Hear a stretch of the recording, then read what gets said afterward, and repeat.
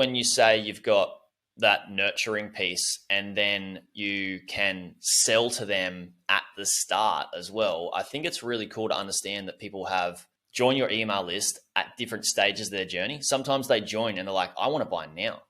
And sometimes it's like, oh, I'm just going to dip my toe in the water. Have you noticed that some people get frustrated with emails that are just too nurturing at the start and they're just like, where's the product? I want to buy it. Have you seen that? That is a big problem, is that and it depends what you're selling, because obviously the higher ticket it is, then there is going to be a longer decision process for most people.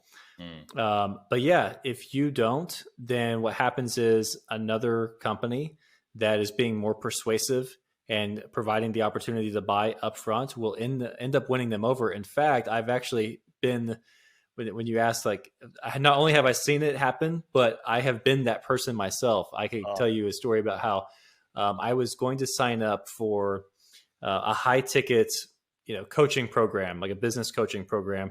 I had talked to these guys in the past. Like I was already pretty much pre-sold, and I was trying to tell the sales guy, like he was messaging me on Facebook Messenger, trying to set up a call.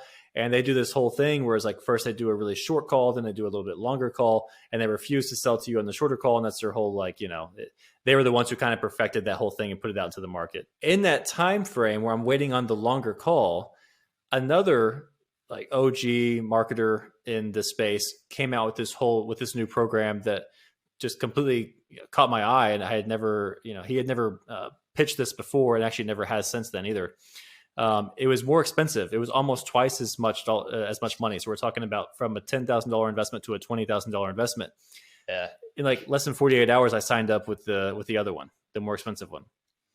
Yeah.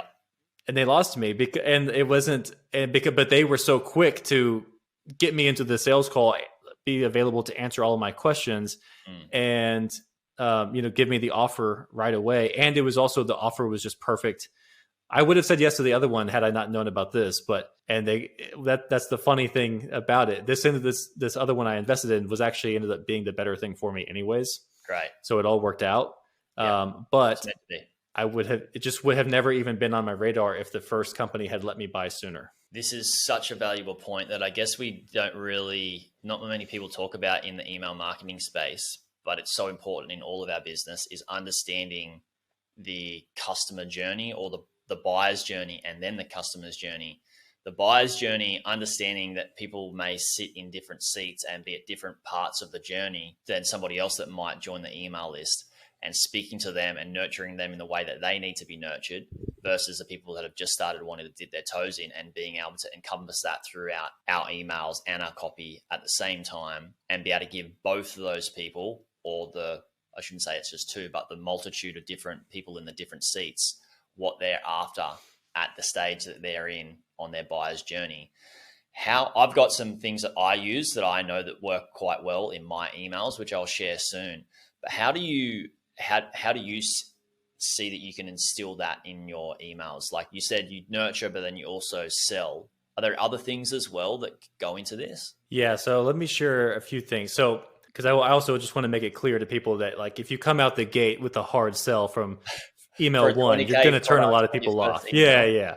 It's like, that was a unique scenario, but it's just an example of how it can happen. Right.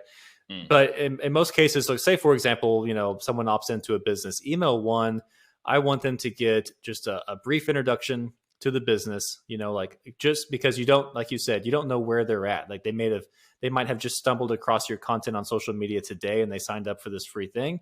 They might have been watching your stuff for a while. You just don't know which one they are. So I want to give them at least a brief intro, just so they know, who we are, whether that's you as a person, as a business brand, whatever. A quick little, brief intro, or some sort of segue about the thing that they just signed up to download. And then a lot of times it's just a subtle thing. It could just be like a little button down at the bottom, or just like a little section down at the bottom that just lets them know what products are available or what's available there, but you're not even talking about it yet. It's just, you make it available. So if they're curious to look into it, you've at least not prevented them from having that opportunity. Then email two, Now I want to go deeper into the brand story. Now it's like, okay, I want to give them the why behind the business. Because for the person who needs, if they're really vetting you and they need more information, or they just are curious and they want to get to know more about your brand or about your service, you want to make that information available to them.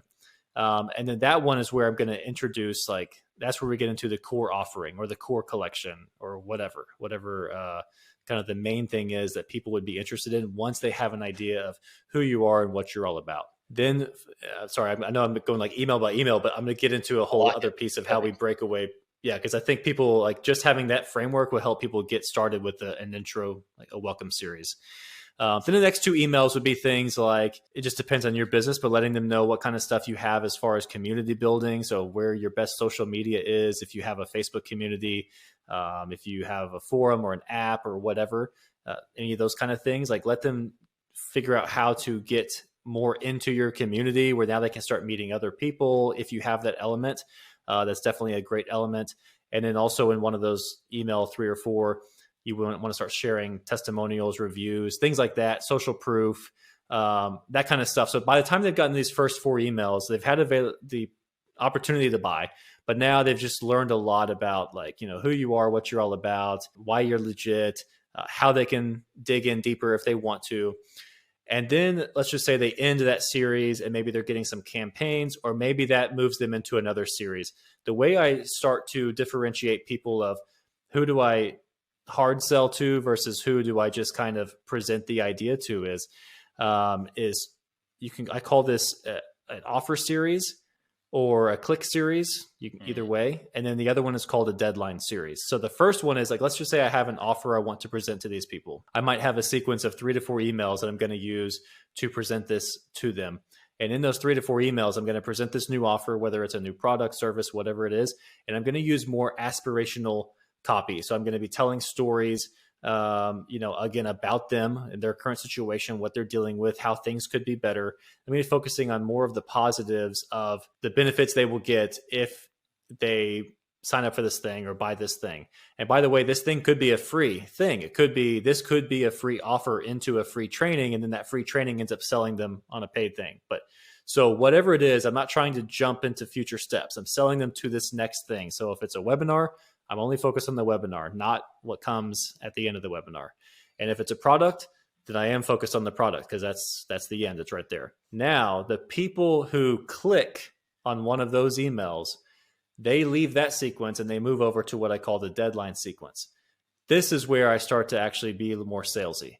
Mm-hmm. Now, instead of only focusing on the benefits and the aspirational positive stuff, now we're starting to go a little bit more, direct response, starting to remind them of what they could potentially miss out on and start maybe taking things away, or maybe start presenting free bonuses that they would get if they sign up now. But if they don't sign up now, they're going to miss out on those. And that's where you can do more of the salesy tactics. And the reason why I like to hold those back for those people is because if they've clicked through and checked this thing out, I know they're interested. All the people who didn't click at all, I don't really want to hammer them with a bunch of sales messaging because I'm just going to annoy them because they're not interested. I would rather just let them sit back and continue to stay on the list and maybe get other emails for a while until they show interest in something else, and then start to be more salesy with them. So that is my favorite thing for any type of business, for how to present a new thing and then kind of decide who's going to get the more salesy stuff and how to